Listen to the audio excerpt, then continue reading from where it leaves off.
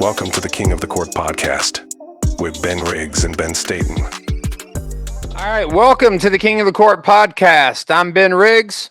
This is Ben Staten. Yo. Hey man, I know it's the holiday season. You're traveling right now, coming to us from sunny Boston. Sunny Boston. My sister's getting married, so congrats to her. And at an Airbnb right now. I just dealt with a bunch of power issues, so this episode's being recorded much later than normal. So if one of us falls asleep, don't that's the reason why. Well, you're in Boston. That's East Coast time. I'm in Louisiana. That's Central time. So, I'm not. It's not early, but I'm not about to fall asleep. Hopefully, we can keep the conversation lighthearted and keep you awake long enough to get through it. Yeah, I'm actually feeling great. Today was a really big day for me. I was in the championship game of both of my fantasy leagues and absolutely crushed it. So I've won both of my fantasy leagues today. First I'm hearing of this. Yeah, very excited about that. You got a little trophy you can show us, or I don't. Well, I mean, it's a fantasy trophy. Got a make-believe trophy for my make-believe football team winning our make-believe championship game. At least that's how my wife would see it. So she's probably not wrong. Yeah. I tell you what's not make-believe. Like we've had some real doozies in the past week in the NBA with Yusuf Nurkic and Najee Marshall. PJ Washington got into it a little bit too. Amin Thompson, Tyler Hero tonight. Like things are getting chippy. I personally am not I don't have a problem with it. Like none of these have risen to the level of being super scary, put it that way. If that makes sense. I don't think that I like violence. I like a little bit. I think it adds an edge to the games and makes them more hard fought. I think players running into stands in that's obviously bad. That takes the fan experience to another level that I don't think.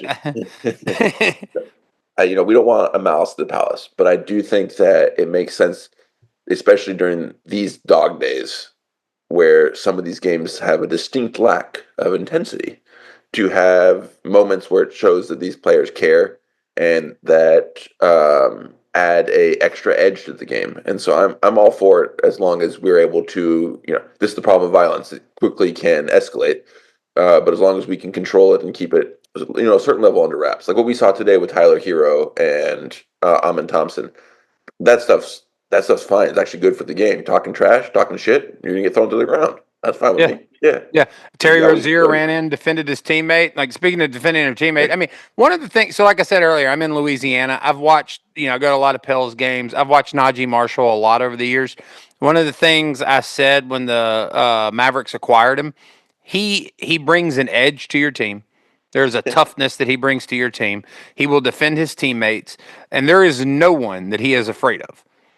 And I think that was on full display the other night against Phoenix when there was a hard foul, I believe on Kyrie Irving, but I might be wrong. Najee Marshall said something to Nurkic and started to walk his way, and when he did, Nurkic slapped or pawed. It looked more like a bear. Looked like slapped the shit out of him. Yeah. But when he slapped him, Najee Marshall caught him right on the jaw. Yeah, and he got a pretty strong jaw because he held that well. He got shoved to the ground afterwards. Yeah. But he's got a pretty good jaw. I was impressed because that would have knocked me out. Put it that way. I would have been. I'd still be cold. I'd still be. Yeah. Yeah. I don't know what Najee Marshall weighs. He's probably like 6'6", 220, somewhere in that neighborhood. But we're definitely not dealing with different weight classes. Put it that way. This is completely different size human beings, no question. But whenever Najee Marshall walked up to him, Nurkic pawed him or slapped him. You could hear the slap. It was hard. It looked more like a bear. Yeah. And Najee Marshall just caught him right above the chin on the jaw, and then PJ got him, And you could see it on not Najee Marshall, Yusuf Nurkic's face where he thought this was going to be one of those things where I paw someone and that was going to be the end of it. You could see it on his face where he was just sort of like shocked that it had escalated to the point that it did. And then tonight, after Amon Thompson hurled Tyler Hero to the ground, that was some impressive judo. He hurled him. Hurled is the word. He hurled him. But similarly, you see Terry Rozier, didn't miss a beat, and he jumped in there to defend his teammates. It was like 4 or 5 people got ejected as a result of that. Yeah. Jalen Green was ejected. Terry Rozier was ejected. Tyler Hero, I think. So it was, but the Heat won. The Mavericks won both of those games. But I think I'm in the same boat as you. I'm here for the fighting. Like, I think it adds a little edge, a little excitement to the game. I've often thought with some of Draymond Green's antics that the part of the reason that they persist is because no one hits him. Like you notice Draymond Green doesn't do that shit to Isaiah Stewart. He doesn't do it to Jokic, put it that way too. Yeah. There are certain players that if you mess with them, they're not just going to sit back and take it. And they're like, I think it adds a little, not just like edge to the game, it adds a little of accountability to the game. 100%. You're going to screw around with people, like there's a line you can cross. Speaking of crossing lines, I'm of the opinion that Sacramento crossed the line. I think that it's your team. You have total control over who your head coach is going to be. They serve at the pleasure of the front office and ownership. I get that. It's not the fact that you decided to fire him. Honestly, after it came after the foul in the Pistons game where Jaden Ivey ended up getting the 4-point play. It was a pretty boneheaded foul by De'Aaron Fox. I was watching on the Kings broadcast, and the announcer on the Kings broadcast tried to make it out to be like Jaden Ivey had generated the contact.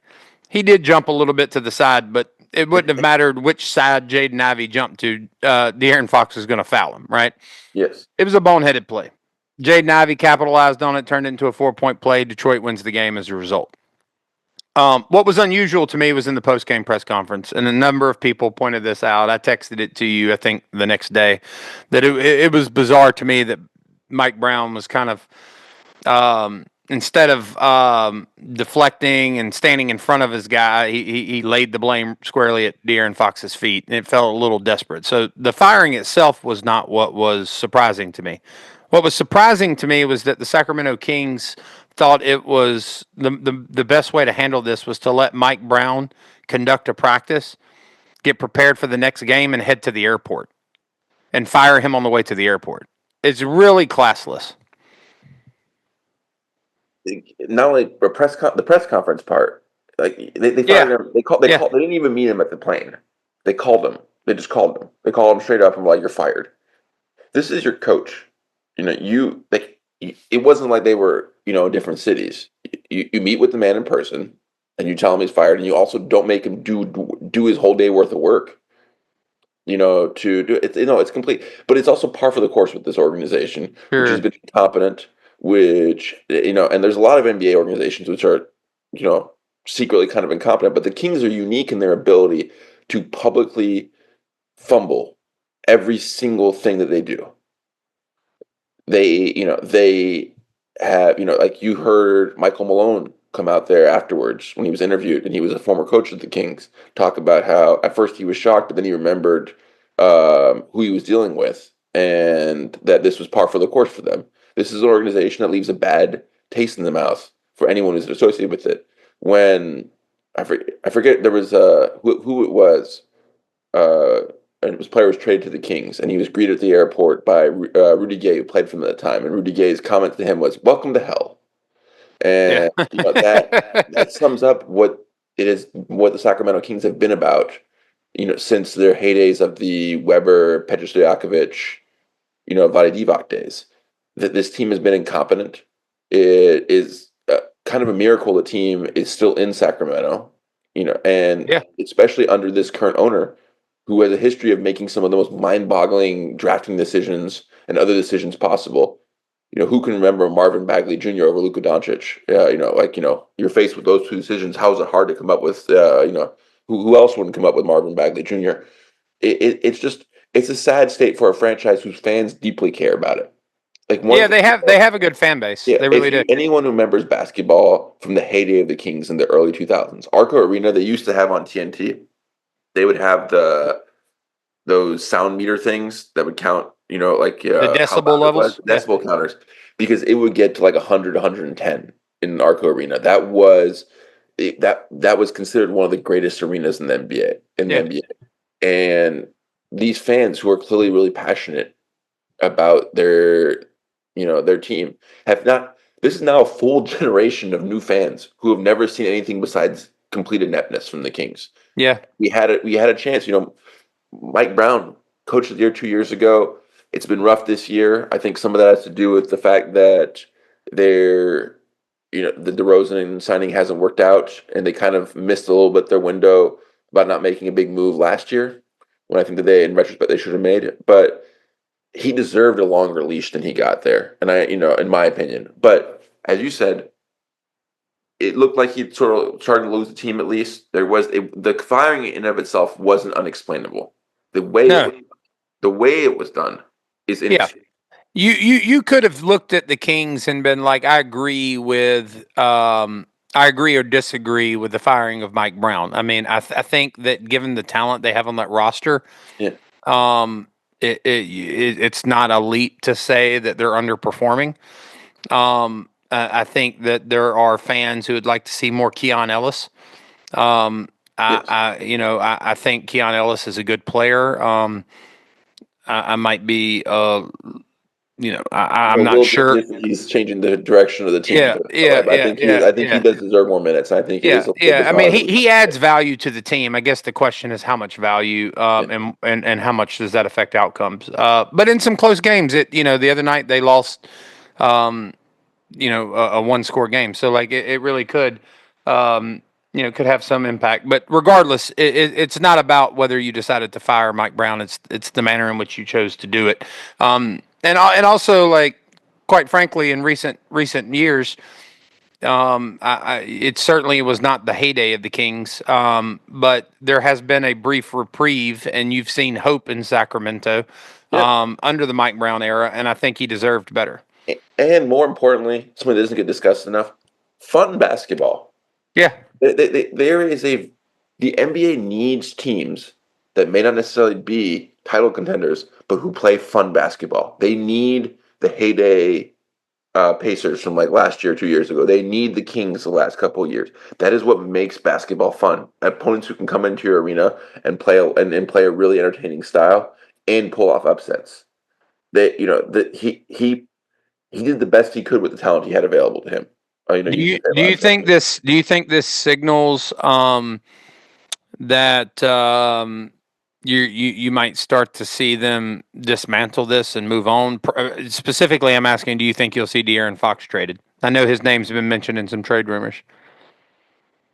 No, I know his name has been mentioned in some trade rumors specific to a team that you might root for. Yes, well, I would love to see him in San Antonio, to be very clear. And if you were viewing this from a cold-blooded, purely analytical point of view, there would be more of a push to trade him, or at least make the moves there. He's made it pretty clear, it seems at least publicly, that he doesn't want to stay there. He's saying the thing players say, which is, I don't want to stay here unless I know we can be a winner. But that's code words for I don't want to be here. Just put it bluntly.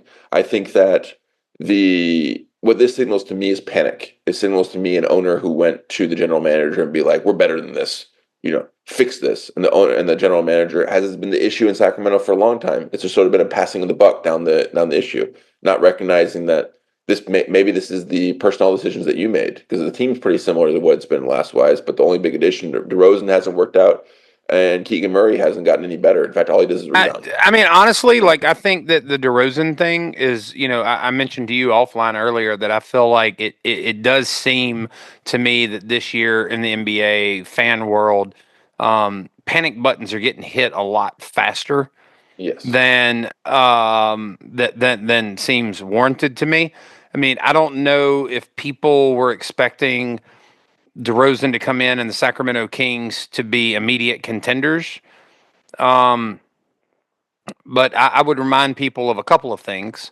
One is like you're a third of the way into the season. Yeah. DeMar DeRozan has many years of being a highly productive player in the NBA, including last year. I fully, speaking of deserving longer leashes, I think DeMar DeRozan is certainly deserving of a longer leash than he's been given. And moreover, it's not uncommon that teams just need a little while to integrate such a big piece. I mean, you know, there were a lot of people who looked at the Kyrie Luka thing as a full-blown disaster after the first year. And now we're at the point where you've got Stan Van Gundy saying it's the greatest backcourt in NBA history. So, like, I mean, I'm not saying that DeMar DeRozan's integration is inevitable, and that when it happens, they're going to immediately become contenders. That's not my point. I'm only saying that I think that that's something that needs more time to potentially work out. Now, the Keegan Murray thing, I think, is actually a bigger issue for them, because I think there were a lot of eggs in the development of Keegan Murray basket, in terms of this team working out. And once again, like, he's not a finished product. He could just be having a rough go of it and could, pull out of that. But I would be more reticent about, just completely moving on and giving up on what you've built, because I think you have an awful lot of talent on that roster. Yes. Once again, I think you could make arguments for and against the firing of Mike Brown. I don't think you're going to find a better coach midseason. I'll say that. So I think that spells, it does not bode well for this year, that you fired Mike Brown a third of the way into the year. And I color me very skeptical that former Basketball Wives star Doug Christie is going to be the person to lead the turnaround in Sacramento. That just seems it fits the pattern of what they've done wrong in the past, which is this is a team that has a nepotistic quality to it. They keep on hiring former players, Vlade Divac, for example, Petar Stojakovic. Now, Doug Christie, these are all players in the same exact team, the same exact heyday Kings team. Vlade Divac is famously the one who chose Bagley over Doncic. I think Luka reminds him of that every time he's in Northern California. Yeah, and was famously impossible to get a hold of. This is a team that seems to be cycling through former franchise greats, and it seems to view that as the path forward, and that one of them I can understand, but when you've gone through three of the starting five of your last team to get to the Western Conference Finals in major key roles, that signals to me that you're not necessarily hiring people based off of talent. It more be based off of, this guy's a cool franchise legend. I mean, me and Ben are usually on the same page. We typically agree with each other. This is one of the instances in which we, wildly diverge from one another, because I, for one, am all about hiring white chocolate Jason Williams to be the next head coach of the Sacramento Kings. I think that would be, you want to talk about getting the ratings up. That'd be a blast. Just his accent, to hear that in interviews again would be amazing. I mean, he'd be telling refs to get fucked and everything else the whole game. It'd be great. I'd love, if nothing else, I'd love the Jason Williams interviews and press conferences. But speaking of former greats coaching their team, the Dallas Mavericks, we mentioned earlier the fight with P.J. Washington and Najee Marshall against Yusuf Nurkic. Derek Lively's been out with a hip contusion. Luka Doncic is out for he'll be reevaluated within a month. I thought that was an interesting distinction that I texted you about earlier because it had been reported that he would be out for a month, and maybe he'll be reevaluated in a month, I should say, and maybe it will be a month. And you mentioned like they may just be using within a month because they don't want to set a specific date. But either way, Jason Kidd's trying to coach this team without Derek Lively, without Luka Doncic, without PJ Washington, without Najee Marshall, without Dante Exum. And, it's tough. Like Kyrie Irving went on a truly remarkable heater last night against the Trailblazers. I mean, ultimately it ended up being, in vain, but he finished with 46 points. And shot 61% from the floor. It was insane watching. Like this guy could not miss anything, and he kept them in the game. Actually, brought them back. They were down by more than 20 at one point. But I think in watching Mavs Twitter, there is a lot of concern. I think you could say about the fate of this team as following the Luka injury and then the loss to the Trailblazers. The thing I would say is this: the Derek Lively injury is a short term win. He'll be back in relatively short order. PJ Washington will be back for the next game, and then you'll get Najee back in 3 games. I think that this team, with the depth that they have, with Kyrie at the helm, Kyrie can carry the load. I don't have any doubt about that. And they move the ball well as a unit and find shots for each other. There's no question that they miss one of the things Luka provides for that team that is sorely missed is structure and organization. And without him, you can see that. But the team does function very well as a unit. They move the ball well. They find the open shooter, and they have a lot of guys on that team that can knock down shots, drive to the basket, and finish. I think that the Mavs are going to be fine during this stretch. And the thing that I really think Mavericks fans need to remember is that the best 5-man lineup in the NBA is thus far is Luka, PJ, Kyrie Irving, Klay Thompson, and Derek Lively. Get those guys on the floor, right around the All-Star break, and this team's going to be fine. I don't think there is any reason for panic. I still think they're the best team in the West, and I will even throw in the silver lining. You will have Luka Doncic entering the playoffs this year with far less wear and tear on his body than he had heading into the playoffs last year. And I think that for any Mavericks fan who wants to see the Mavs make a deep run and return to the finals, that should be a huge silver lining for them. So you're not at all worried that this the calf injury that Luka has is a sign, especially that since he's had some other muscle related injuries in the past little bit, is something that's going to follow and sort of nag him for the remainder of the year? Has he had other muscle-related injuries? I knew he had the sprained knee, but that was like the thing where him and Terrence got tangled up in the playoffs last year. And then he had the fall where he sprained his wrist or whatever it was. And then he had the calf contusion to start the season.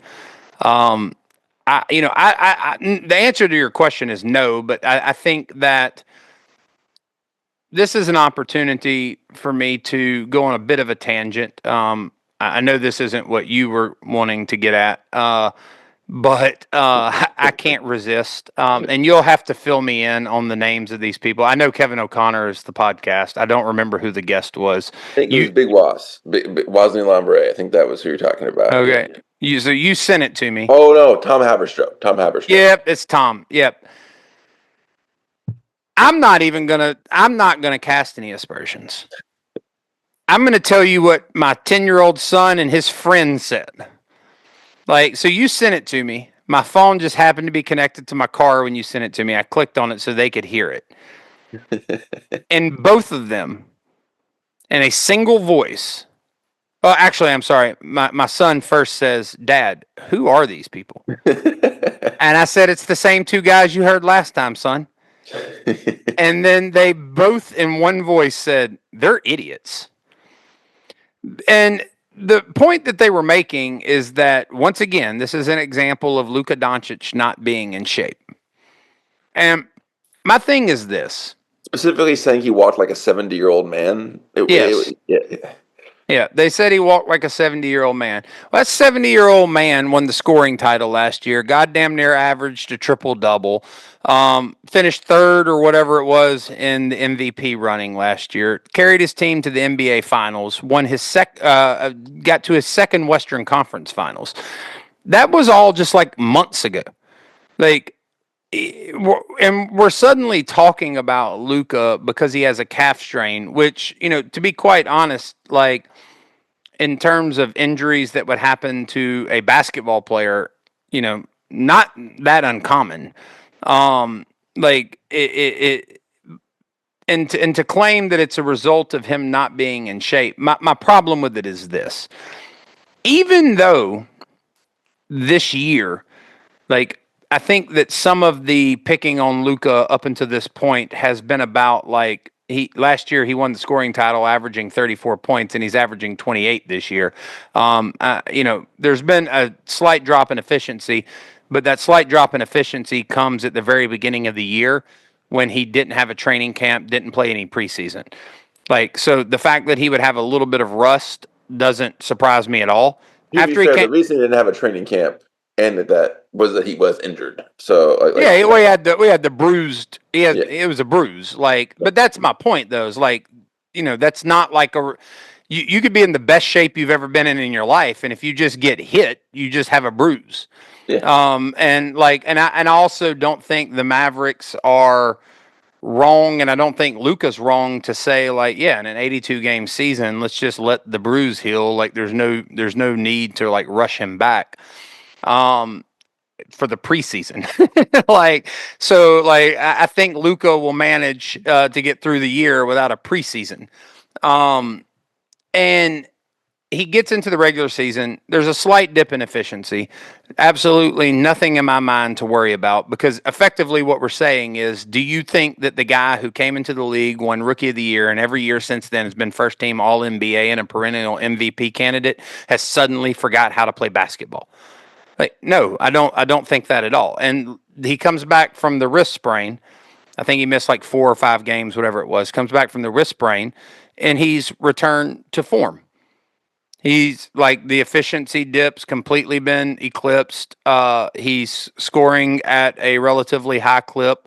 I don't think the scoring's ever going to return to what it was last year, and I don't think it should with the roster built the way it is. And so I think some of the criticism of him is just like knuckleheaded shit where people are just talking to talk, and they've realized that shitting on Luka is clickbait for certain audiences. And getting in, but to go down the route, and this is where my tangent, I to be fair, I did preclude all of this by saying it would be a tangent. The two problems I have with it is, you're talking about a guy who has like historic usage rates, while simultaneously winning, not just winning the scoring title and being a top 3 MVP candidate, but also playing winning basketball, as evidenced by the fact that he got his team to the finals. And then to say that, well, they didn't beat the they didn't beat the Celtics, is some citation against it being winning basketball, is just the height of stupidity in my mind, because you made it to the finals. All right. But beyond that, which is a huge objection that I have to saying Luka's not in shape. Like, you're not playing you're not playing with that usage rate and putting up those numbers and winning basketball games if you're not in shape over the course of an 82 game season. But the bigger problem I have with it is, what's his name? Tom what? Tom Haberstroh. Habistro. Yeah. So Tom Habistro, I would bet you, has never been in the same room with Luka Doncic while he worked out. I would bet he's never watched a Luka Doncic practice. I would bet he's never been in a gym with Luka Doncic, has no idea what Luka Doncic does to maintain his body. I would even venture to guess. I mean, I clearly know nothing about the guy. I'm having to have you remind me of his name every time I need to bring it up. I would be willing to bet he has no medical training. He's not a physical therapist. He's not a physical trainer. He knows none of that. And so, and the reason your question, which if I remember correctly, which spawned this tangent, the reason it did spawn this tangent, but the question was, I'm not worried about the calf.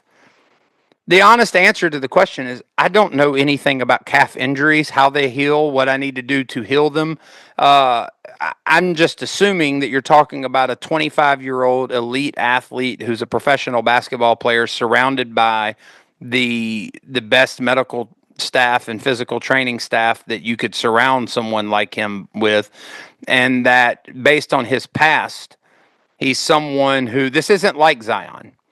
He's not someone who's perennially injured and missing games. If I had to venture to guess what the cause of Luka's injuries are, I would say it has more to do with his physical style of play, how much contact he generates. And to me, like the wrist sprain, the calf contusion, that kind of stuff is explained more. The knee sprain in the playoffs last year, that kind of stuff is explained more by that physical style of play. And you have a one-off here where, he just had an injury that I would suspect is somewhat routine in the course of a career for a professional basketball player.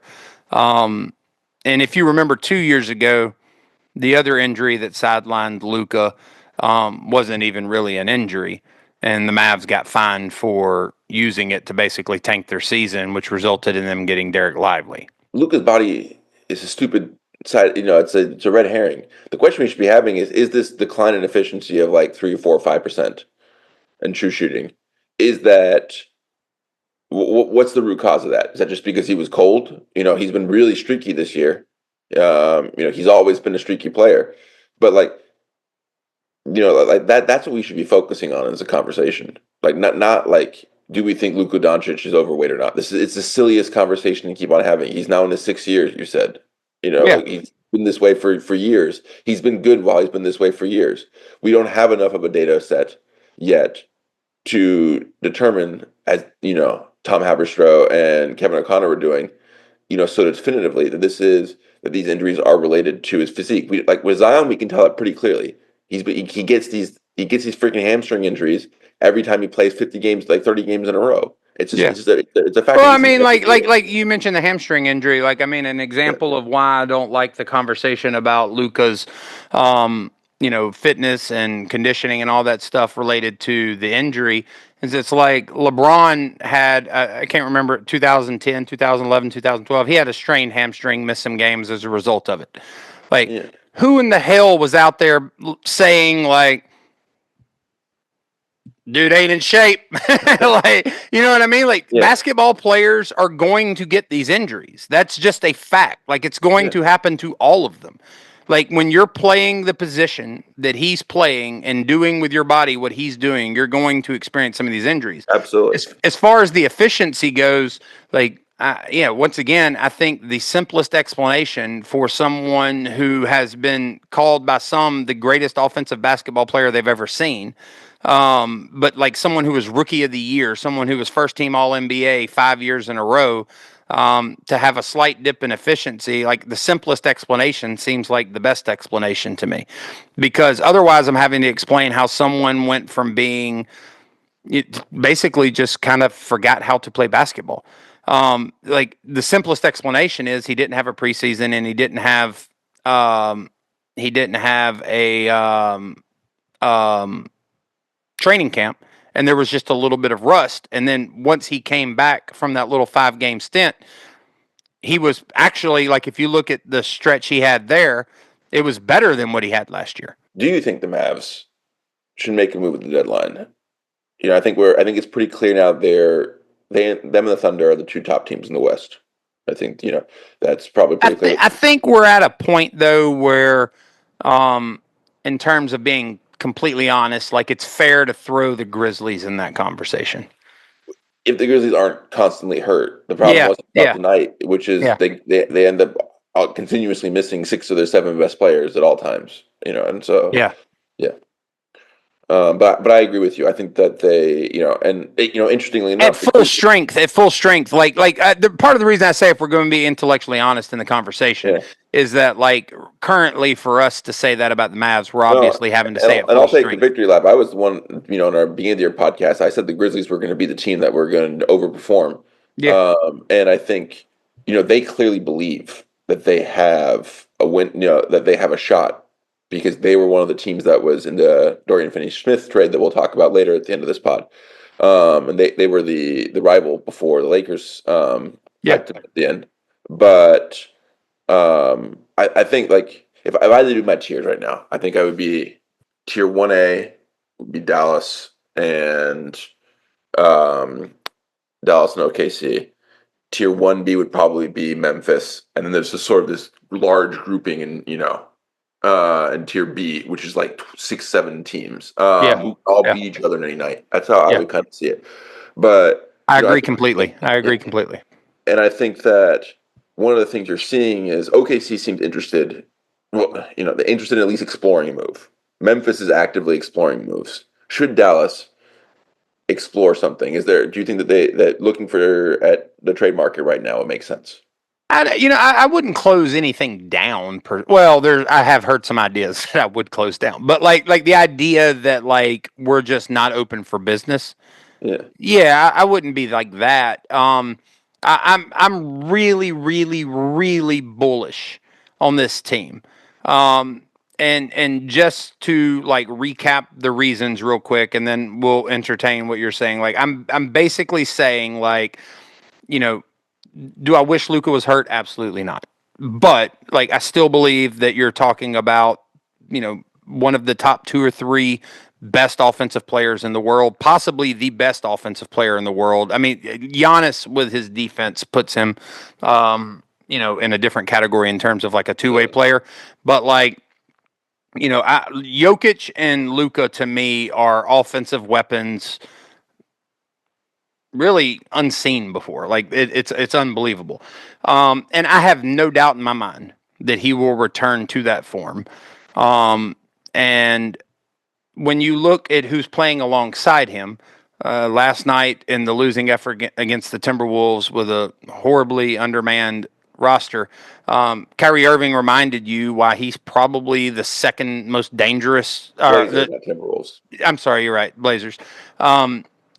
Kyrie Irving last night against the Blazers reminded you why he's probably the most dangerous second option in the league. I mean, you're talking about a guy who can score from anywhere on the court, and score in any way imaginable. And so, like, I look at that, and then that coupled with Clay shooting on the perimeter, and then the depth that you have, and also sort of the two-headed monster in the middle with Gafford and Lively. And then the depth that you have with Najee Marshall, Quentin Grimes, Spencer Dinwiddie, like there's just an awful lot that team can do, with Maxi Kleber, and we'll talk about him in a minute too, I'm sure. But like, there's an awful lot of versatility. They can match up in a bunch of different ways. And so I'm really bullish on this roster. I do believe that when you get down to the 6 or 7 spot on the 7-8 spot on the roster, you start to see the potential for upgrades. I've been really intrigued by what I've seen from Omax Prosper thus far. He's very raw. And generally speaking, when you see a very raw player who's able to put together spurts of really good basketball, like you see sort of a diamond that needs to be carved out of that. And so I'm very intrigued about what that could be in a couple of years. But in terms of this year, I think he's pretty far down the pecking order. And I actually think this stint without Luka is giving extra minutes to people like Grimes and Najee Marshall and players like that that are going to help get them ready for later in the season when they're really needed. Yeah, I think I think the Mavs are in a good spot. I do think that, like with the two other major teams in the conference clearly looking for an upgrade, I do think it is worthwhile to keep an open eye. And I had a couple trade ideas that I wanted to throw by you. The first one was, do you think they should go after Kyle Kuzma? Who? The Wizards, Kyle Kuzma, NBA champion, Kyle Kuzma. To be very clear. Yeah. It's funny. I did see like he came out and was like, "Oh, I'm very interested in going to Dallas." It's funny because remember last year at the trade deadline, he famously said like, "We're excited I'm about building something here." yeah, we're building something in Washington." They've So got yeah, ones of wins this year. no, I'm not interested in Cal Kuzma, man. Like for two reasons. I'm just not interested in Cal Kuzma. But two, what you would have to send to make that work is like that's a type of trade where like it doesn't make any sense. Like I don't I no, I'm not interested. Cal Kuzma's not even worth talking about. So I'm getting a hard no. Um, Yeah, what do you however hard the no can be, I just gave it to you. so what do you think of Kelly Olynyk Kelly going to Boston? Olynyk's interesting. Kelly Olynyk's interesting, and it depends on what it takes to make him work, right? Like, but to me, Kelly Olynyk is, look, when you listen to Mavericks fans, they seem like they're ready to move on from Maxi Kleba. Like, if I had to sort of summarize how I Is it think because he averages like 3 points a game? Yeah, Maxi Kleba had his season high the other day of 11 points, I believe. But yeah, it was he was on a heater. But look, I don't have Maxi Kleba out there for scoring. That's the thing. You Like better not put it that way. You're in a yeah. lot of trouble if you do. Yeah, fair enough. But one, I know that Maxi Kleba is capable of shooting the basketball better than he has. And I'm confident that that will, come back in some form. To what degree, I do not know. But I think it will be better than it has been. But put all that aside, because this Mavericks roster is beyond the team that made that Western Conference run a few years ago, where they needed Maxi Kleba shooting, Yeah. right? Like with Quentin Grimes and Najee Marshall and Klay Thompson, Spencer Dinwiddie, that's less needed from Maxi Kleba now. When Maxi Kleba's on the floor, he's on the floor for his defensive presence, and all you really need from Maxi Kleba is for him to shoot it well enough, because he's not going to get enough shots. Well, You need Maxi Kleba to shoot it well enough for people to have to respect him standing on the 3-point line and give you space on the floor. yeah. I mean, the problem is with that saying is he did have his career high of, I believe, 11 points. The classic double digit game. But the most recent game that he played, played 33 minutes, went 0 for 2 for 0 points. Yeah. So No, that's what I'm yeah. saying. They're like, is my thing, like people. So look, and I'm not saying this as someone who does not understand where the trade Maxi Kleba folks are coming from. Because for starters, if there is a workable deal that sends Maxi Kleba to Toronto and brings Kelly Olynyk to Dallas, I'm all for it. I just Yeah. need to know what that deal is. So I got basically there's one way to make this deal work, unless you want to start throwing in first round picks, at which point you don't want if you're paying a first round pick for Kelly Olynyk, 33-year-old Kelly Olynyk, you're a lunatic. So Yeah. but there's one trade. It's Kelly Olynyk for Kleba and Omax Prosper.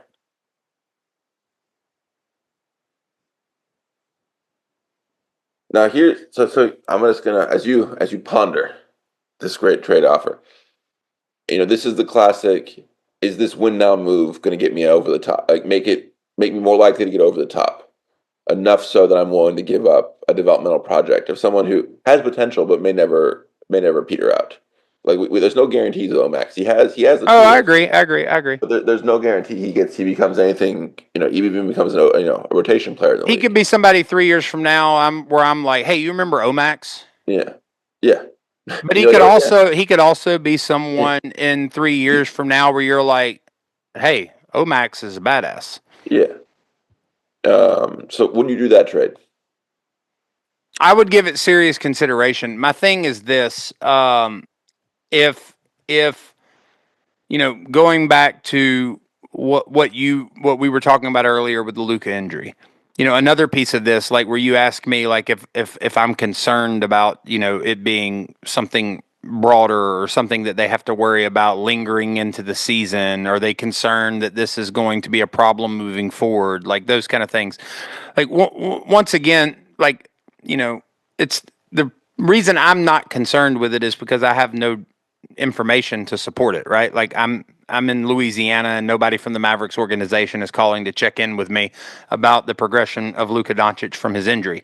And so but if they have those concerns and they're looking at this and saying like, yeah, we're seriously concerned that this year's not going to be our year because, Luka's not going to be around, then I would be more hesitant to pull the trigger on that, right? yeah. Because Kelly Olynyk coming in is about winning right now. Oh, But if literally right now. Yeah, yeah, but if not next year. Yeah, this year. yeah, but if they look at the Luka situation as I sort of summarized it earlier, which is that he has a standard basketball injury and that they're not worried about the shape that he's in, and that they actually see this as a situation where, as a result of his absence, you're going to see players like Najee and Quentin Grimes and these guys getting more minutes, more shots up. You're going to see PJ Marshall getting more shots up. I can't believe I failed to mention him earlier. I think he's probably one of the more important players of this team. Is PJ Marshall the Super Saiyan? PJ Washington. PJ Hey, man, Washington. you're the one who's got me up at damn midnight. PJ Washington. So like, if they look at this like, hey, Luka's going to be fine. Not only is Luka going to be fine, but he's going to have less miles on his legs heading into the playoffs, and we're going to be able to lean on him even more than we were last year. And we're going to have Quentin Grimes, Najee Marshall, PJ Washington, all of these guys in full stride, Klay Thompson in full stride, Kyrie Irving in full stride, heading into the playoffs. If that's their position and they feel like they can win now, I do think Kelly Olynyk is a minor upgrade on what you get from Maxi Kleber.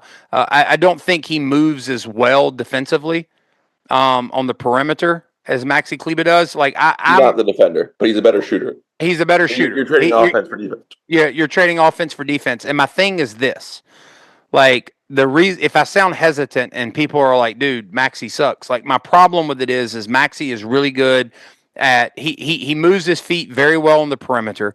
He cannot stay with younger, faster, quicker players, but his length enables him to track them to the basket, funnel them to shot blockers, and even contest the shot himself. He is a difficult person to score against. Yep. Right? He gave, like, I went into the playoffs last year befuddled by Jason Kidd's infatuation with Maxi Kleber.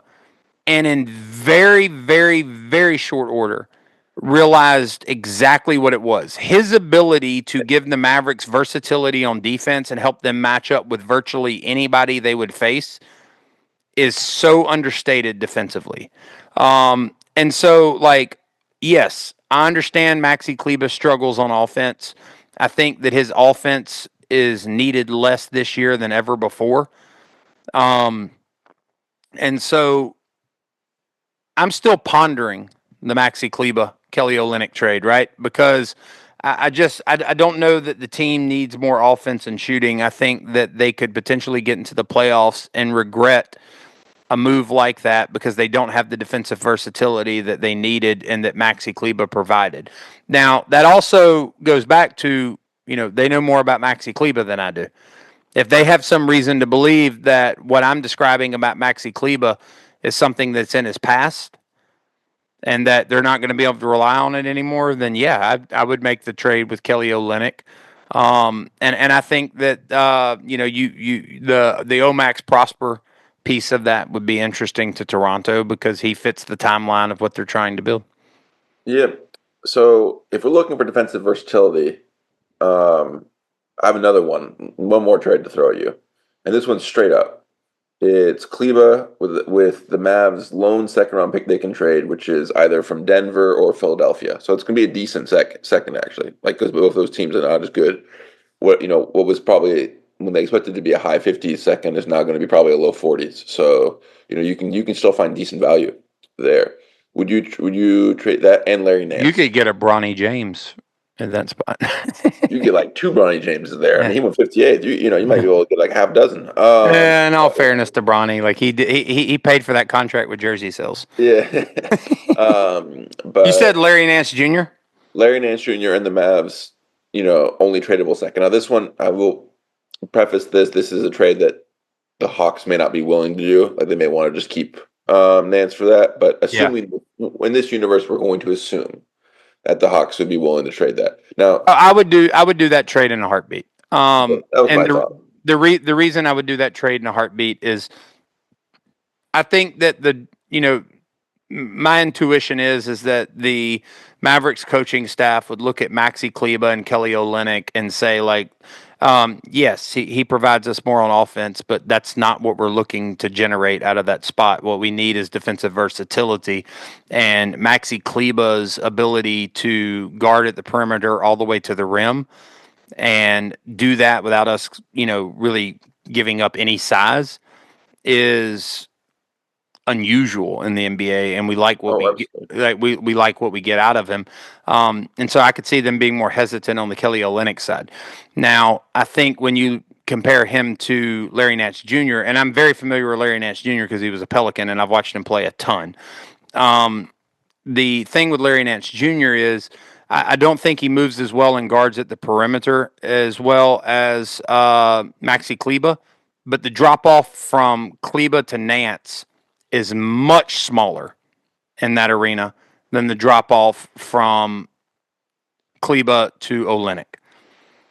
Larry Nance can move his feet, and he is very explosive. So you could bring him in and play him at the 4. Now, he does not shoot from 3 as well as Olynyk. He doesn't even shoot from 3 as well as prime Maxi Kleba. But with that said, Larry Nance Jr. can knock down open threes and help you stretch the floor a little bit. The thing that I really like about Larry Nance Jr. is when you think of him being able to rotate and go into a small ball lineup with him as the sole 5. You can play him from a stretch position, or you can put him in the pick and roll with Luka and have nearly the same threat at the rim with a lob as you get with Gafford or Lively. He is very explosive. He has ups. So the Larry Nance Jr. trade is really interesting to me if they could, if both parties could find a way to make that work without it compromising the core of what Dallas is doing. And the only reason I wouldn't want to really, do anything that would compromise the core is I don't think, that he provides. He's not the body that Gafford is. Gafford is a big dude. He's not the player that Derek Lively is, especially not at the age Derek Lively's at. So I wouldn't want to compromise anything. He's much more of a 4 than he is a 5. Like he can guard like a small 5 or someone who's not super physical, but like you put him on AD just shoves him under the rim. Oh sure, he's not guarding AD. But I'll say this: you find yourself in a matchup against the Lakers, and you have Larry Nance Jr. guarding AD with Derek Lively and Gafford roaming around the rim. That's a really good line. That's a good defense. You face Denver, and you have one of those guys playing help side defense with Larry Nance Jr. matched up with Jokic. It's very similar to what you get with when they do that kind of stuff with Maxi Kleba, but I think you're getting a younger, quicker, stronger, more explosive guy who gives you a little bit more on offense. Where I see a little bit of a drop off from Maxi Kleba to Larry Nance Jr. is his ability to, as Kendrick Perkins would say, move those hush puppies out there on the perimeter. Like if Maxi Kleba finds himself on Jalen Williams out there on the 3-point line and Jalen Williams sets in to drive, Jalen Williams is going to get past Maxi Kleba. Maxi Kleba can keep pace with him to the rim, funnel him to a shot blocker, and contest the shot himself. I'm not sure Larry Nance Jr. is quick enough to do that. But he's far more explosive, so he might make it up in the air. And honestly, like, he does a lot of things, but his reputation is a 3 and like a stretch 4, as the shooting part of it at this point has been kind of exaggerated. We're now on year 4 of him being a below average 3-point shooter. He had 5 years ago he shot 41%. Since then he hasn't shot over 35, and this year he's shooting 29.6. Yeah. And I think over 50% from 3 this year on 3 attempts a game.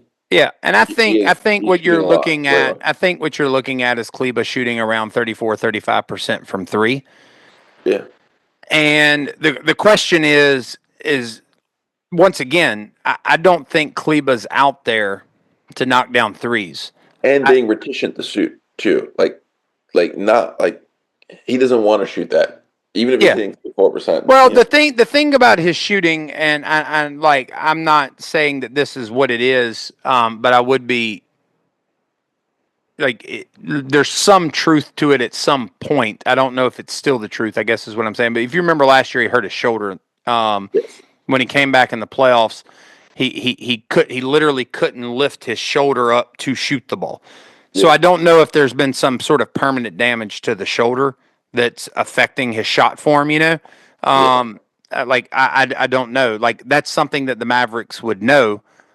And if it is the case, then somebody like Olynyk or Larry Nance would make a lot of sense, right? Yep.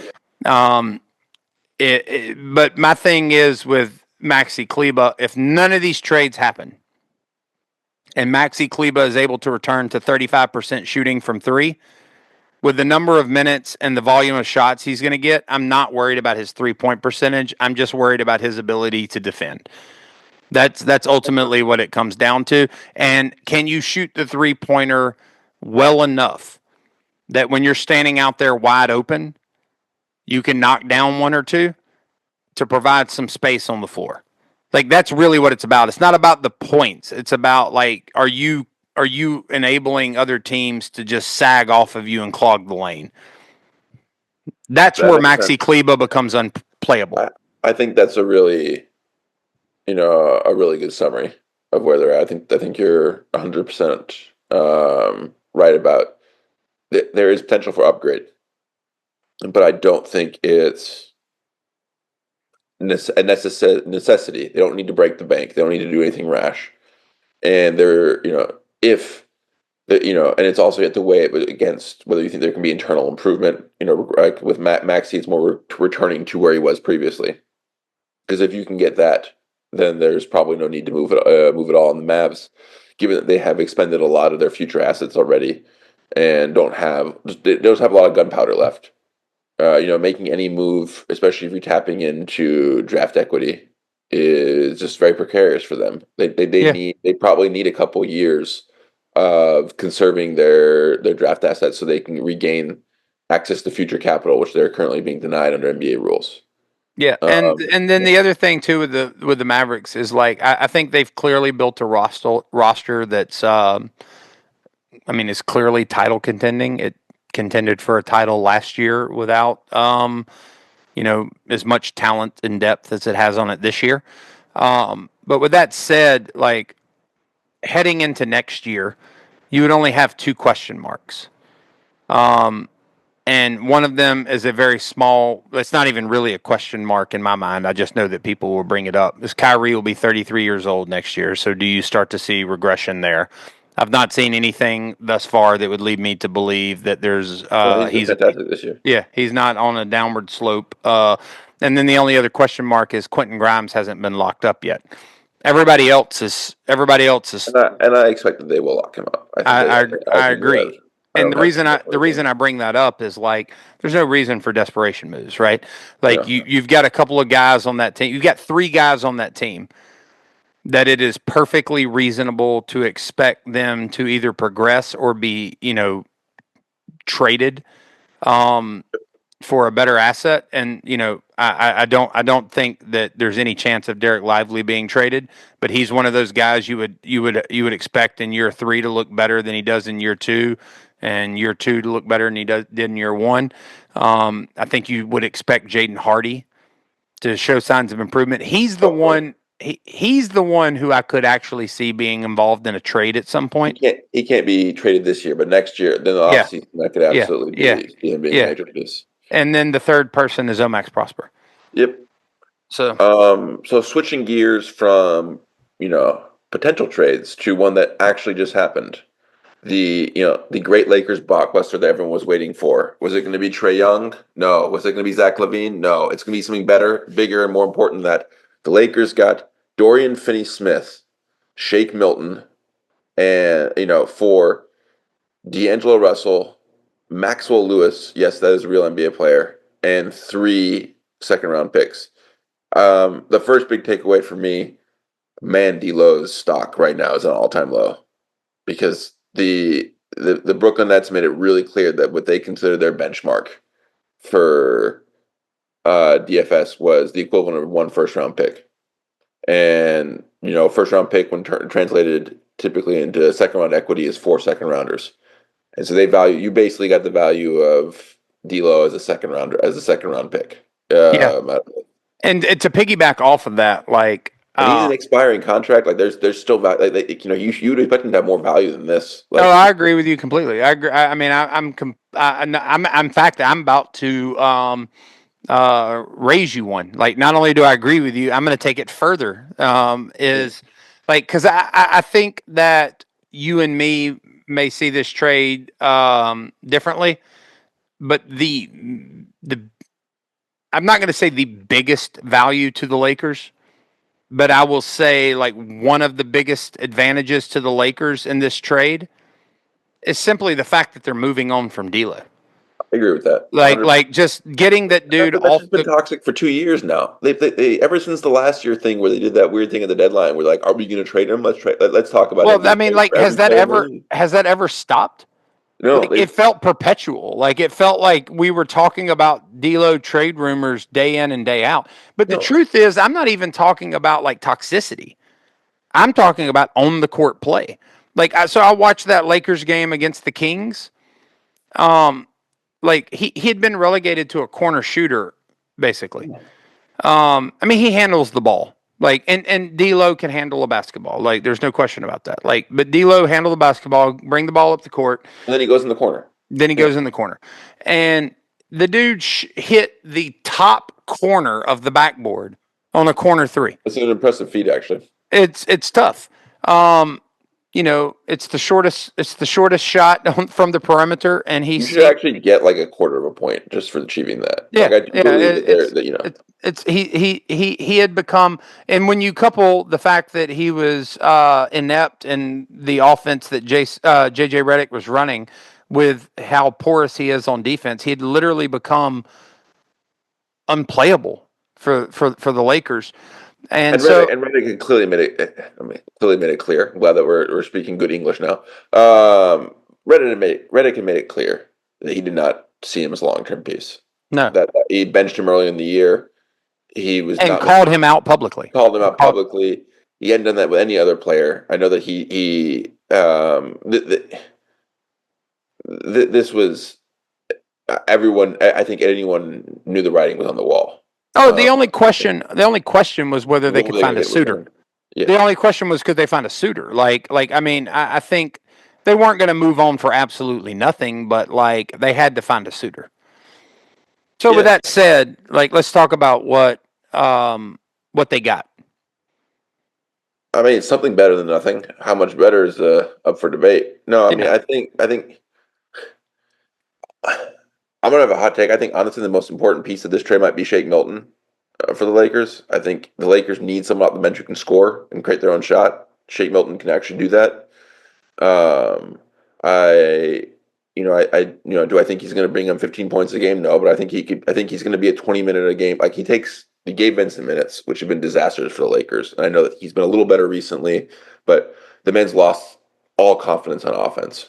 And in a playoff setting, I think absolutely he's going to get wrecked because teams are going to just be like, Gabe Vincent beat us. And that's a disaster for the Lakers. The DFS trade. This has to mean that Jared Vanderbilt's not coming back this year. I think you're right about that. Yeah, because otherwise having a Vanderbilt, Hachimura, DFS trio at small forward, power forward thing makes no sense. I agree with that.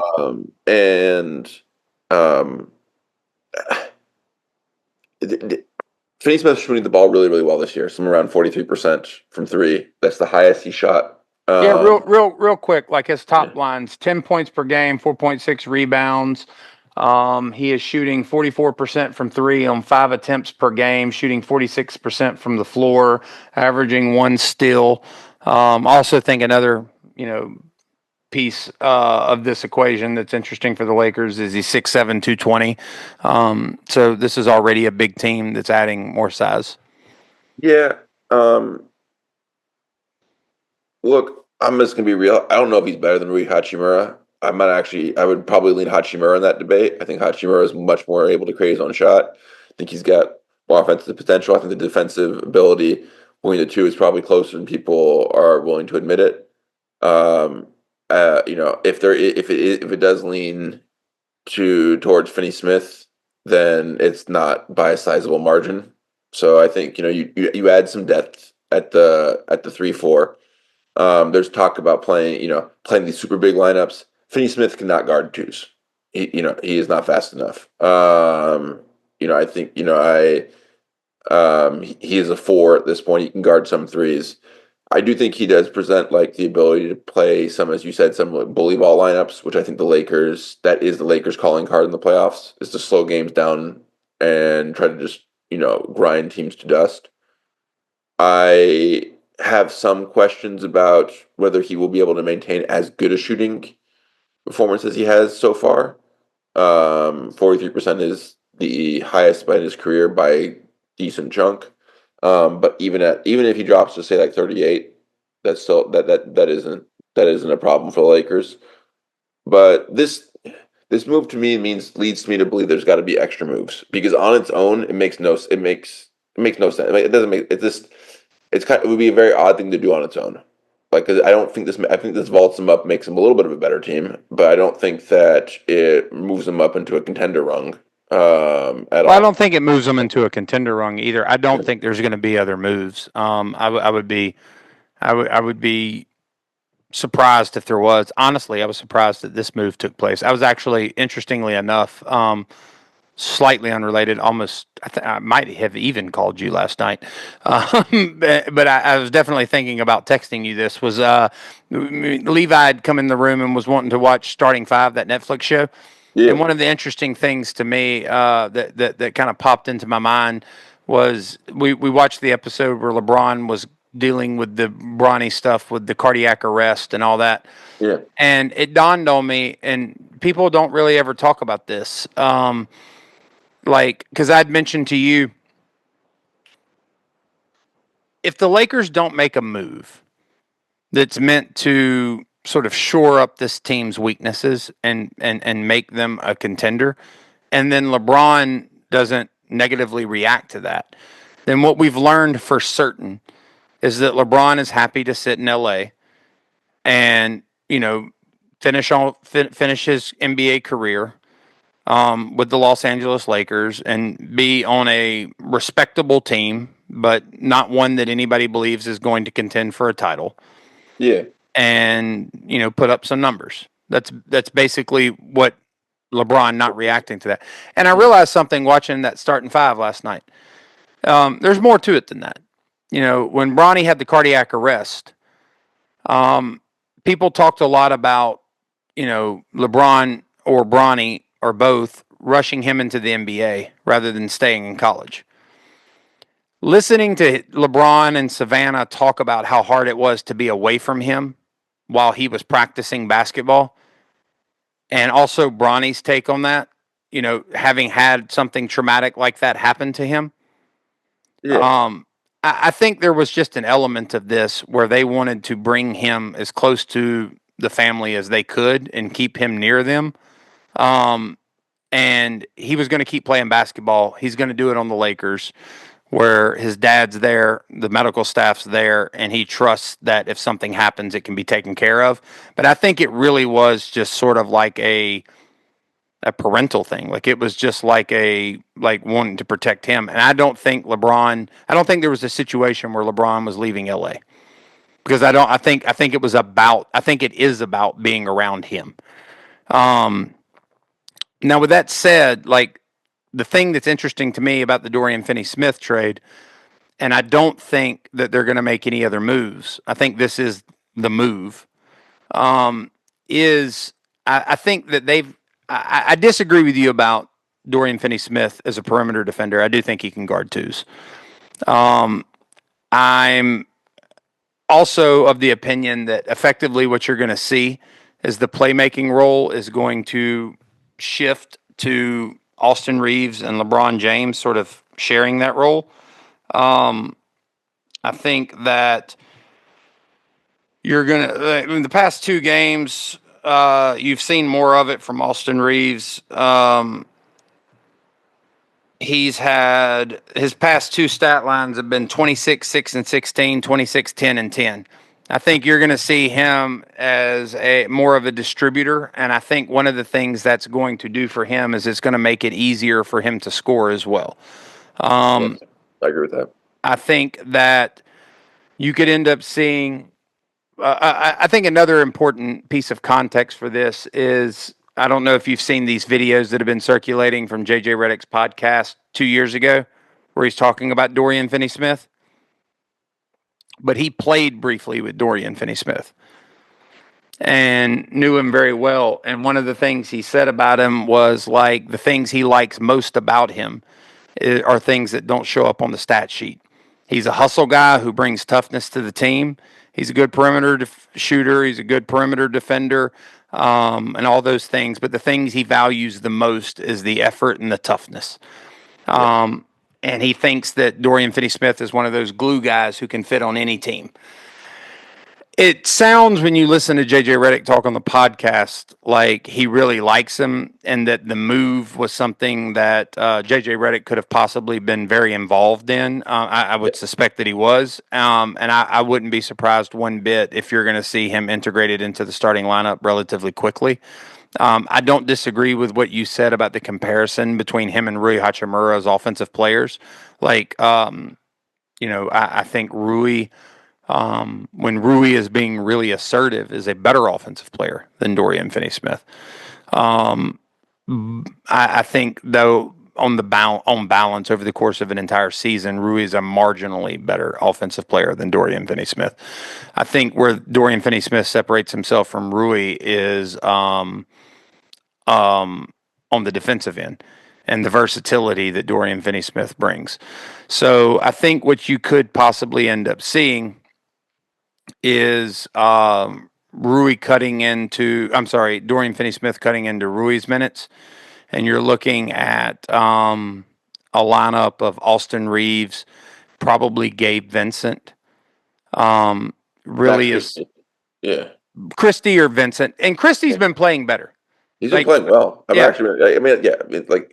He's not earth shattering. This isn't like Austin Reeves breakout, but yeah. No. But if the Lakers season progresses as they would hope it would, come the playoffs, Max Christie would be in that position. Yes. And then Austin Reeves. And I think it would be Dorian Finney-Smith, LeBron James, and Anthony Davis rounding out the starting lineup. I agree with you completely about Shake Milton.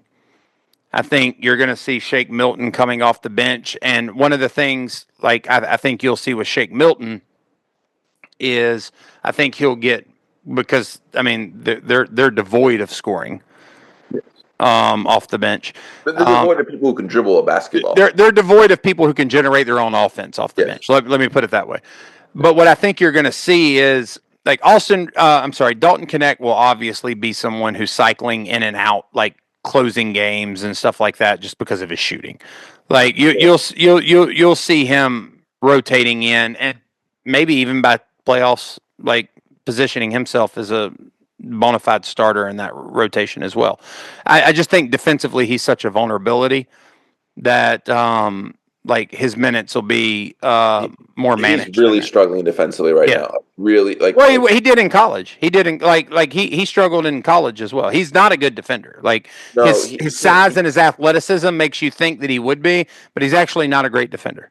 no, and his bigger issue is he bites on every single crossover and pump fake and everything, and so like players, even those who don't have advanced like dribbling moves, just get like he's like a turnstile. They get right by him, and like and Yes.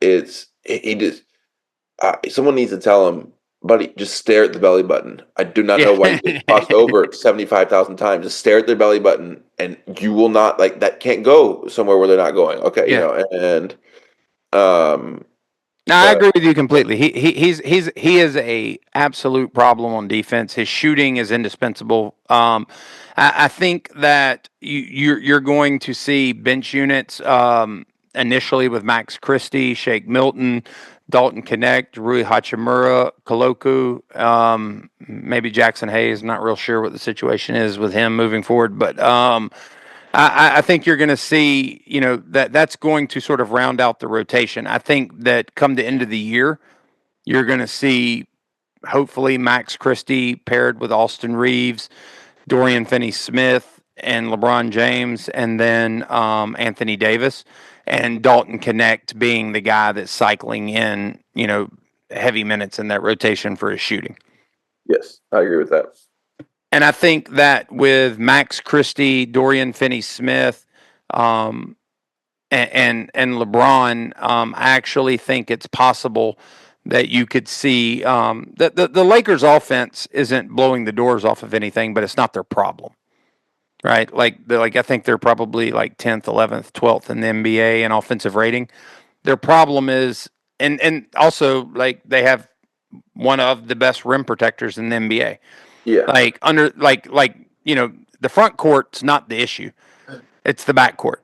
the Lakers' problem has been a unique team this year in that they average out basically as a like 10, 11th on offense and defense, but it isn't because they've been consistently 10, 11th on both. It's that they started off the year being good offensively and a sieve defensively, and have now transitioned into a team which is good defensively and bad offensively, and it's and so they're working it out. They just need some more top end talent to be a contender. Like they need another top end talent. That's basically like this isn't a bad basketball team. It's actually a good basketball team, but like it's not a team unless like a bunch of things like all the dominoes fall their way. That's going to be able to get out that's going to be able to get past a Dallas or an OKC. Well, I mean, the thing, like I'll hold true to what I said in the preseason podcast that we did. Yeah. I don't look at this Lakers team and think they can win a title. The reason I don't think they can win a title is honestly, it's the same reason well, that's not fair. I think that it's about matchups. Yes. And I think that this team versus OKC presents size problems. Yes. And I think that Dorian Finney Smith amplifies those size problems, but also creates versatility. So I still believe that to be true. Now, I will say, like, we still just haven't seen what Holmgren and Hartenstein look like on the court at the same time. Yes. The problem I have with the Lakers against a team like Dallas is Dallas can look any way you want them to look.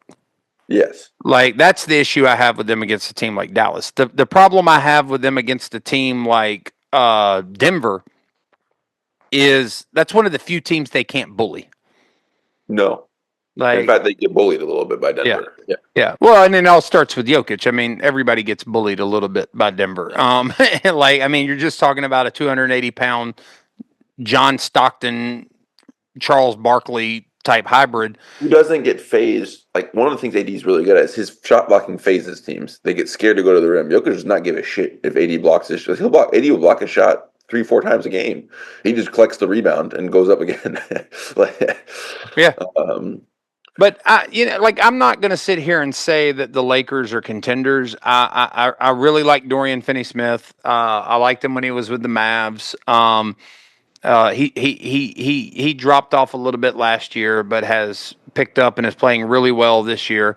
I think that one of the things that should give Lakers fans some comfort is that this clearly seems to be a move where JJ Redick was very familiar with the player they were going after and seems to have like a high level of confidence that he plugs into what they're trying to do and solves problems for them. I think that the plan is to capitalize on Austin Reeves' playmaking ability and allow him and LeBron James to share those duties. Probably see Max Christie or Gabe Vincent bringing the ball up just as like the generic ball handler on the team that goes and stands in the corner after he's done bringing the ball up. And then Austin Reeves or LeBron James initiates the offense. And I think you're going to see a defensive backcourt that's Gabe Vincent and or Max Christie and Dorian Finney Smith, and then trying to hide Austin Reeves. Yeah. No, I completely agree. I think that and then Shake Milton. I agree with you. The Shake Milton piece is kind of lost in all of this because everybody's talking about DFS. But Shake Milton also solves a major problem that the Lakers have. He lit up the Spurs. I mean, the Spurs Nets game. If we want to talk about a bad basketball game, that was one of the worst basketball games that ever been played at any level. But one of the only players who sort of shone through when it was impressive was Milton with his shooting and quickness and also the intensity. Like, I mean, he's playing on a team that is, what's the official term? Tanking, I think it is. Trying to deliberately lose as many games as possible is the best way to say. And they've sucked at that too. Yeah, they've been they're bad at crime basically. But his intensity and his ability to create his own shots and to hit it over the Spurs perimeter defenders who aren't that bad. But like the Spurs are great at a lot of things, but their perimeter defense isn't their issue. He was able to get shots over Castle, who's a good defender. But I think he's going to make a big impact. And I think like the other major issues you touched on at the end, can they find a way? Can they scheme their way into minimizing the defensive liability that is Austin Reeves? Yes. Yeah. If they can't do that, that's going to become a bigger issue. But without D'Lo out there, that becomes easier. That does become significantly easier. When you have both of them out there, it's just like Gabe Vincent's still a good defender. Like he's not like all NBA level defender, but he's a good defender. Feet well though. Yeah. And so like two questions for you. First, let's grade the trade. B minus. B minus. I'd give it a B plus, and the reason I'd say B plus is there's clearly a market for Dorian Finney Smith. Yes. And I think that not only were the Lakers the one who was able to land him, they landed him without really giving up a whole lot. In fact, what they gave up may have been like the best part for them was they got to just move on from the D'Lo 2.0 era. Yes. But then the other thing was both Dorian Finney-Smith and Shake Milton addressed two very, very, very important needs for them. And so, like, it wasn't just moving players around. I think it was actually bringing in stuff that they really needed. And then the final point I'll mention is there was all this talk last year about making some kind of move in Lakerland. They didn't. There's clearly some reason they were able to do it. as someone who has no connections to the Lakers organization, has never spoke to anyone who works for them, I'll speculate wildly that JJ Redick was able to convince them to make the move. I would agree with that. Because he's the only piece in this that's moved, and he seems to have a familiarity with Dorian Finney Smith, and a confidence in him that I think is I think that's good for JJ Redick that he was able to get the front office to pull the trigger on that. Yeah. No, I think look, the reason they were able to get Finney Smith is that his market was not not that great. I mean, like there were reports that Memphis was offering their own first round pick in this upcoming draft, but they were They also were offering Luke Kennard and who else? uh Conchar, I think was the player. Yes, Luke Kennard and Conchar and John Conchar and Luke and John were being offered by Lakers. But the catch they were asking in return was they wanted the Nets second round pick. And right now, Memphis's first round pick would be number 27, and that second round pick would be number 37. So you're technically getting a first round pick, but you're giving up potentially an even better asset at 37 because it's a cost controlled second round pick where, it's only 10 slots apart. Like you're not really, you're giving up a very high priced asset, a very good asset in return for it. And so I understand why they turned in that deal for the Lakers deal. I just think that Finney Smith's market wasn't that it wasn't bountiful, put it that way. It wasn't plentiful. Well, I think there was interest in Dorian Finney-Smith. I think part of the reason the Lakers were able to get it was the sense of urgency that Brooklyn had right now. They were making a move right now. They're tired of they don't want to win any more games. Yeah, they don't want to win any more games. And so like I think that the number of teams who are willing to move right now was more limited. But it seemed like it was Memphis and LA. But I think it's a good move for LA, and they're clearly trying to put himself in a position to be bad enough that they can extract a king's ransom for Cam Johnson. So my second question for you is this: like, I agreed with your tiering earlier, where you said 1A, Mavs, OKC. Yeah. 1B is the Grizzlies, and then tier 2 is a group of about 6 teams. I would suspect that those teams are, let's see, definitely Denver. Yes. Definitely Houston. Yes. I would suspect that you've got the Lakers in that group. Yes. Clippers. With the return of Kawhi, I have them in With there. the Kawhi, with return of Kawhi, you'd have to. And then the Timberwolves. That was that was the grouping. Would you put either the Warriors, Spurs, or Suns in there? No. The Spurs, and we're going to do a deep dive on the next episode, but to start with the Warriors. The Warriors are just, they have to convince me that they're not going to lose everything and the wheels have completely fallen off and their season's going to run into a wall. Like, I think that's right now is more likely than them riding the ship. That's a team that's like 5-alarm fire territory. That Steph Curry circus shot the other night did not convince you of that? No, but it was fucking amazing. That was an incredible shot. It was fucking amazing. But there's issues there. The Suns, the Spurs are better than last year, but still do not know how to win close games. They do not. They have no idea. They have a apprentice coach who struggles to draw up plays end of games. They struggle to do basic things like grab rebounds. They make dumb mistakes. They are in the learning stage. This is not the year. I don't think that I don't think they break in. I think that final possession tonight against the Timberwolves was hard to watch. I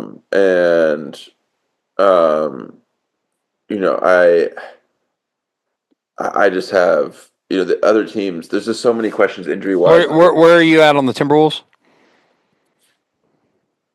I still don't think they're really good. Like, I think that they have.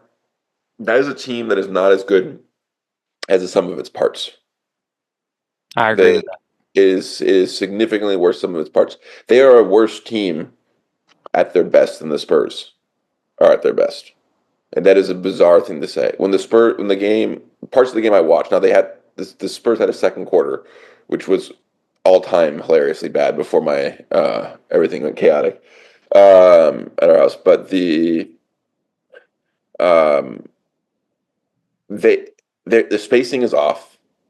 Gobert's T-Rex basketball, where he forgets that he on offense that he can extend his arm fully above his head, makes for an awkward spacing on awkward spacing. Randall, for some reason, they keep on lining up Randall and Ant on the same side of the court, and has become basically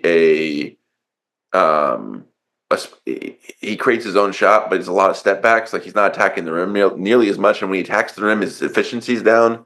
DiVincenzo was hot today. Jaden McDaniels' offense has fallen off a cliff. Like, that's an under-discussed issue. I think the spacing has also really hurt him, because all he's really efficient at is on drives. Like, if they're not hitting their 3-pointers, they are really their offense is really clunky. And Conley's kind of becoming like, he's a skinnier version of Kyle Lowry now. Tell me, tell me I'm wrong. But he gets more minutes, I think. But yeah, I think this, and it's not a team that I think likes playing together. Sometimes you can get the sense of teams that are just like, people aren't happy. And I think that that's what I was going to say about them. I mean, I agree with your tiers completely. I have no edits that I would make. The only thing I would say is, of all those teams, there's one I think that could make a move potentially. But really, honestly, after Pat Riley kind of shut down the talks of Jimmy Butler, if you take that as definitive and he's not going to walk that back in any way. Like, I don't know, man. They may have been trading him, but they're mad at Shams, and so they're not going to trade him anymore. Well, even beyond that, like, the point I would make is this: is like, I agree with what Bill Simmons said. Bill Simmons said, like, if somebody comes along and offers Pat Riley something he wants for Jimmy Butler, he's going to take the trade. The problem is that the Suns were already out there on this, and he wasn't interested in that. Why would he want Bradley Beal? Yeah, that's 100% it. So, I never understood the Suns. Unless one of those three teams, I don't think the Spurs are making any big in-season moves unless the De'Aaron Fox. Definitely need right now is a cantankerous 38-year-old or whatever he is, 34-year-old. Yeah, that seems exactly what the Spurs young core needs. Yeah. No. I was talking about De'Aaron Fox. Oh. But like outside of those four teams making some big move, I agree with you. I think the top end of that group is the Timberwolves. Yes. I think they'll continue to improve. I feel somewhat like I felt earlier about DeMar DeRozan with the Kings, where, like, you're bringing in a player like Julius Randle. That's not going to happen overnight. That's going to take some time. But I do think that the spacing is an issue for that team. And so while they have not hit their ceiling yet, I think their ceiling is still too low to be really a contender. But when you start, I mean, this is par for the course with us. We really did a really long route around my original question, which is, we've got the Mavs and the Thunder firmly in tier 1. Tier 1B is the Grizzlies, and then in tier 2 we have the Rockets, the Lakers, the Clippers, and the Nuggets. All right, after the Dorian Finney Smith trade, projecting the impact that you think he will have on the team and Shake Milton will have on the team, where do you put the Lakers in tier 2? At the higher end of tier 2, at the upper end. I think that so let's rank the Rockets, the Lakers, the Clippers, the Nuggets. Nuggets, Lakers, Rockets, Clippers, but only because I don't think Kawhi is going to be in the playoffs. I think if you tell me a full strength Kawhi is in the playoffs, then I have to really rethink that. Yeah, and like it's like I mean, I haven't seen Kawhi play basketball in a long time either. So, I don't know what it looks like. I mean, honestly, the other day we were watching the Clippers, and Levi was like, "Oh, there's Kawhi." I was like, "Holy shit! I forgot that dude was on the Clippers." But it's the same thing I realized when I watched the Portland Trailblazers, like 30 minutes in the game. I'm like, "Holy shit! Scoot Henderson still exists." Interestingly, like I don't think in any substantial way disagree with you. in your ranking of tier 2. The only thing I would say is I think that it is possible that in terms of like a regular season record, I could Yes, the see the Rockets will be higher. Lakers. Well, I could even see the Lakers finishing at the top of that tier. To me, the Rockets. I don't know. We'll see. Like, because one of the things I think is absolutely true is the closer we get to the All-Star break, the harder these teams are going to start to play. Yes. And we'll see how the Rockets hold up whenever that happens. But that's not me throwing shade at the Rockets. I actually like the core of what the Rockets have. They just don't have anyone on that team that can. I'm not saying the Rockets are going to fall into this, but there's a long history in an NBA of defensive-minded teams with shaky offenses that start off really, really, really well, and then tend to peter out over time because what happens is defenses get more and more of a playbook on you, and if they're able to even negate, like if you have a bad offense and a team can shave off 25% of that to get with, you just cannot compete. You just And there's not a single player on this team who can consistently take a game over. no, and like with Şengün's efficiency going like cratering this year, like there's not a single player who can score high volume efficiently. Like anyone, there's a bunch of guys who can do it if they get hot on a different night. Starting with Fred VanVleet, but Fred VanVleet's like, Oh yeah, no, I'm not saying that. Like yeah, but like, Sengun, I Jalen don't. Green, Fred VanVleet, all those guys can Oh do it yeah, on a but night. like, they have to have someone get hot, and the problem about that is that when you start playing better teams, the likelihood of that just gets lower and lower because they and they have like we now have a track record under Udoka. They tend to be streaky. Yeah, Udoka tends to have them play well for spurts, and they play poorly for spurts, and they play well for spurts. And we just ended. We started the season off in a play well spurt, and now they're in a play bad spurt. Basically, it's yeah. kind of what we're dealing with. I mean, that loss to the Timberwolves last night was pretty bad. Like We lost to the Heat tonight. it's the Heat. They're doing they're a better team than the Spurs, to be very clear. But we're seeing the same thing where they're still learning how to win. Yeah, no, they're a young team. There's going to be growing pains with that. Yeah. I think that the Lakers could finish like regular season record. I think that I would rank that grouping Lakers, Nuggets, Rockets, Clippers. And then get in like in terms of like who's going to fare better in the playoffs, I would rank it the way you did. Nuggets, Lakers, Rockets, Clippers. Yep. So, yeah, I mean, and to be honest with you, I think that's a huge win for the Lakers, given that they're a play-in team last year. Oh yeah, it's a better team than last year. Like and like that's not true. I don't honestly I think the team last year they hadn't faced the Nuggets. They were kind of clicking at the end of last year. Like I think they could have gotten like maybe won a round or two.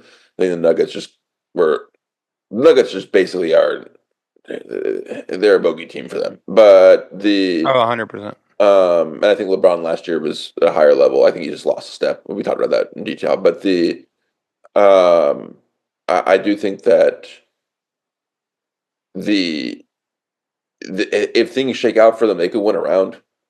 Well, Yeah. I think that this team, like to me, They get fourth or fifth seed, and they get to play. And they end up playing the Clippers. Clippers. I think they beat the Clippers. I Yeah, think they beat the Clippers with Kawhi. To be honest with you. yeah, and I think yeah. So, um, if they, yeah, there's an OKC. They present potential matchup issues for OKC.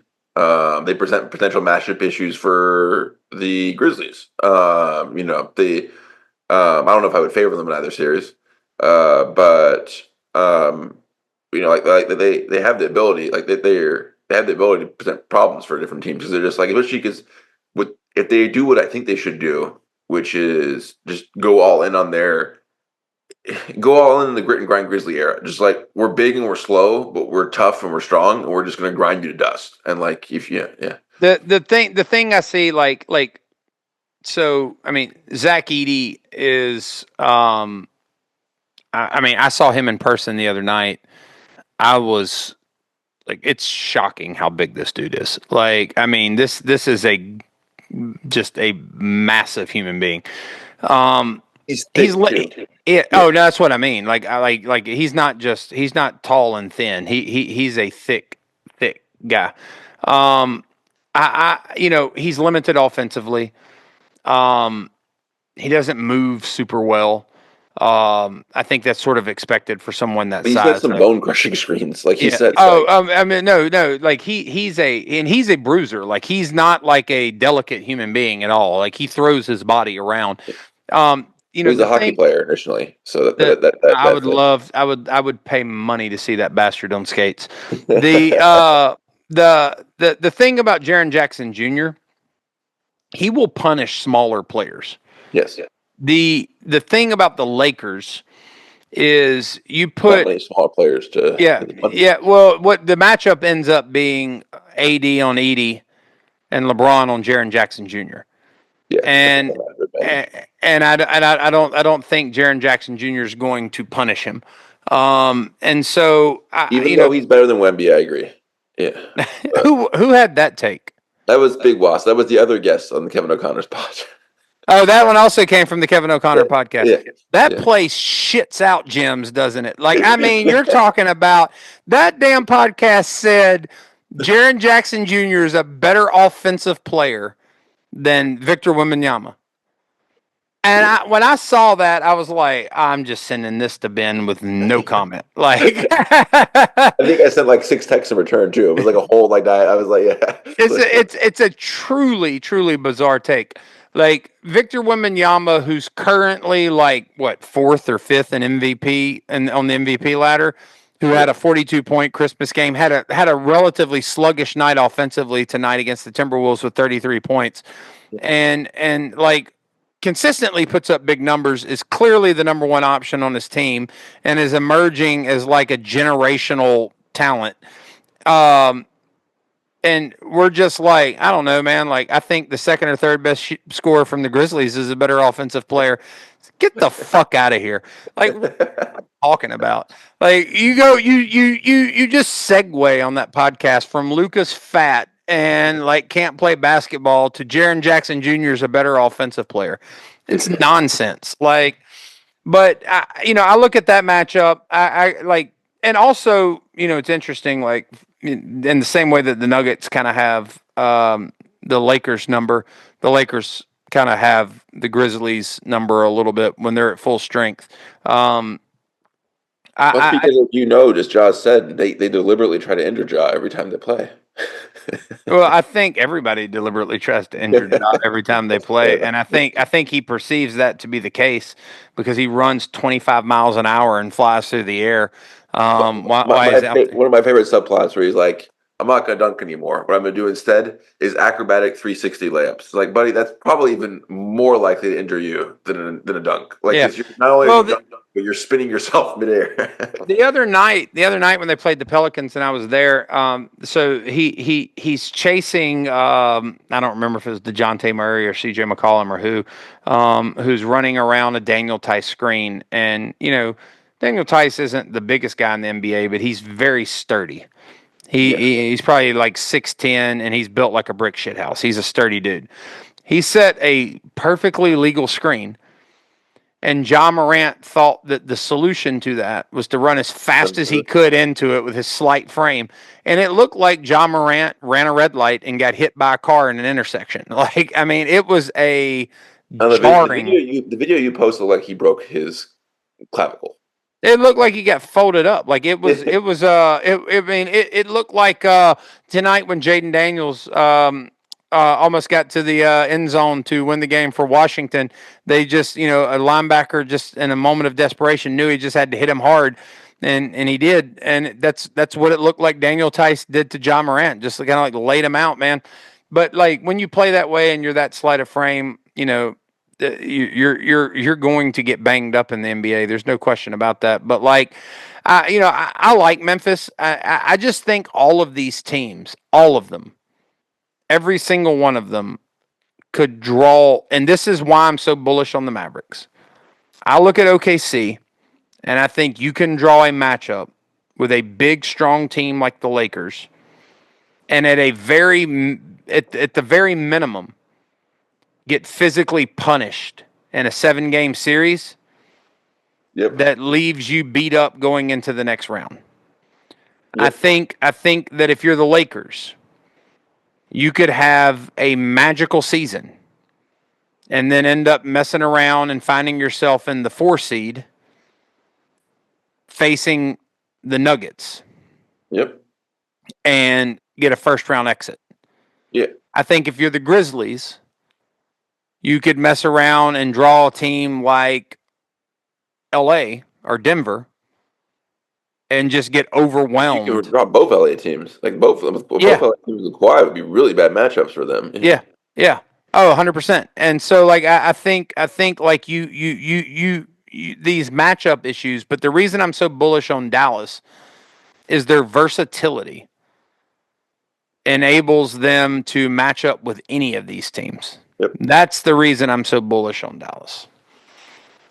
Yep. So, all right, man. Well, look, I know you're in sunny Boston and you've had a super easy day traveling, and that the internet connection there was impeccable. Perfect. Yeah. And that it's currently 2 a.m.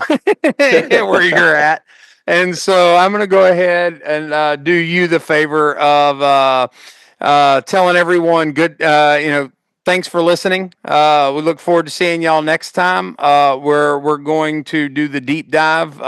He promises he's going to put in the work, come back with the numbers, and we're going to do the deep dive on the Spurs. In fact, I bet that's why he's getting off the call right now. He's about to go on Basketball Reference. my 2 to 5 a.m. shift. Yeah, for Basketball Reference. Yeah. All right. Well, I'm going to let you go get on your 2 to 5 a.m. Data dive for the King of the Court podcast before the little ones wake up. So look forward to seeing y'all next time. Have a good one.